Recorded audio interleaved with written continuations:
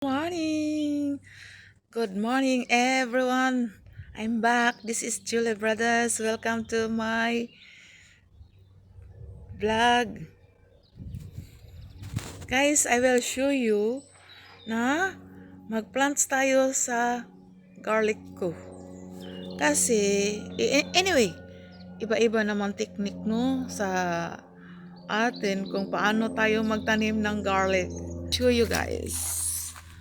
Ito naman ang garlic ko. Yung technique ko, iba-iba tayong technique, di ba? So, yung sa akin, yung garlic, nilagyan ko muna ng water. Then, pagkatapos, pag ganito na siya, pag may roots na siya, ito, I will show you. Pag ganito na siya, may roots na, tsaka ko na siya itanim. So, ganyan ang sa akin. So, for those who do not know how to plant the garlic, for me, sa akin lang to for my idea, isok ko muna yung garlic sa water. Then pagkatapos, tsaka ko na siya itanim. Actually, ito, tinanim ko na siya dati. Yan na. Garlic. Ito naman ang thyme. Then ito naman, mix to Ito naman ang parsley. So now, magtanim tayo sa garlic natin. Ito, ano to? Iba naman ito. Kasi, kunti lang itong pot ko. Hindi ko nilagay dyan sa small garden. Kasi hindi ko pa siya nalinisan ang little garden ko. Actually, mix din itong little garden ko, May beets. Ayan. So now, itanim muna natin siya dito. Diba? Ganyan lang. Itanim natin siya dito.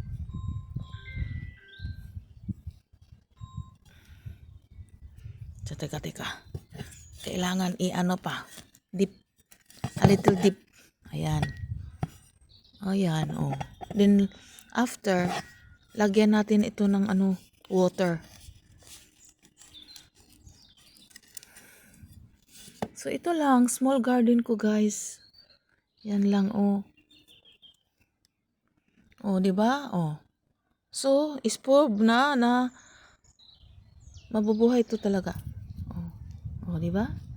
Ganyan lang, may little pot. Ganyan lang siya. Di ba? Kasi maganda pag may tanim tayo para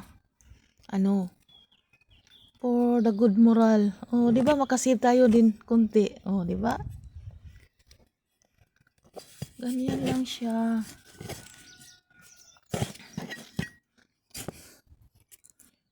Tanim tayo kasi maganda pag may itatanim natin. Kasi ang garlic, mahal ngayon ang garlic. Di ba? Yan pagkatapos, may kunting tubig. Pagkatapos, lagyan natin ng tubig.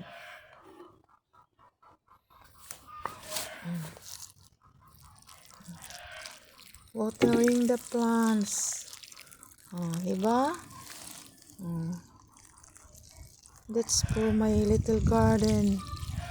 Yan. Mix ito.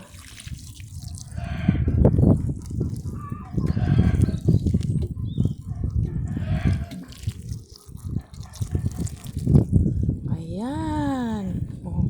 Diba? So, ayan. So, ngayon, mag-harvest tayo sa blitz. Good weather today. So, kuha tayo ng pangputol sa vegetables natin.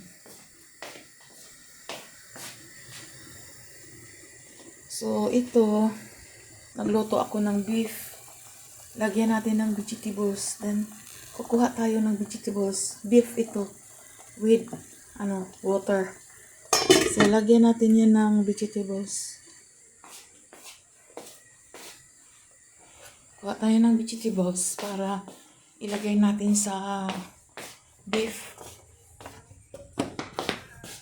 Kasi masarap pag may sabaw.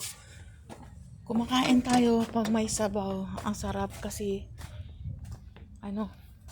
nasanay na tayo. Okay, now. Kasi, masarap pag magkain tayo ng may sabaw. Kasi, para warm ang body natin. Itong garden ko, maraming damo. So, I will cut this. This is the blade. Tinatawag ito dito din na blade. Organic ito, very organic. So, harvest tayo. O, di ba? Pag may tinanim, ang saya natin. O, kuha ka lang sa garden mo. Very organic. Di ba? Then, pagkatapos ito, marami kaya ito. Hindi ko lang siya na, natanggalan ng mga grass.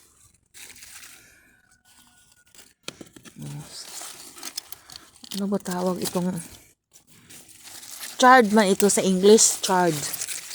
Oh, di ba? Damihan natin kasi marami tayong So another one. Oh, di ba? Oh. So makasave na tayo, very organic pa, fresh vegetables. Oh. Ihalo natin sa nilaga natin ng karne, ng beef. Ayan lang. Oh, marami pa siya dito. Oh. So, next na naman yan. Masarap kaya ito. Ganyan lang. Sa front lang ng bahay. Oh, dito lang sa front ng bahay. Tinanim ko. Oh, ito namang beets. Oh.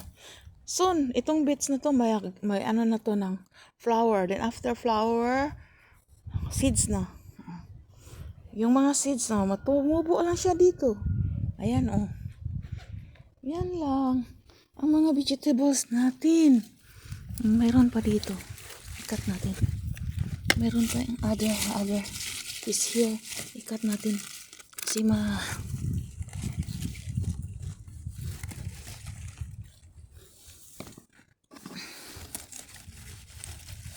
ano to?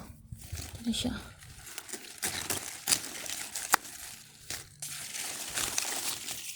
Ang dami tayo nakat na vegetables.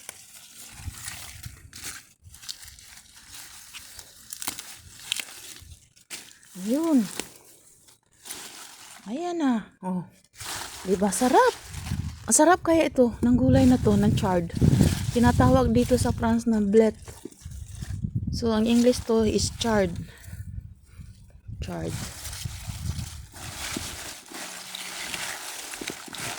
Ayan guys. Oh, may vegetables na tayo. Very organic. Oh, diba? Oh, din hugasan natin ito. Ayun, may snail pa. Oh. Kinakain ito ng snail. Oh. Kasi very organic, walang pesticides. Kinakain ito ng snail. Sorry.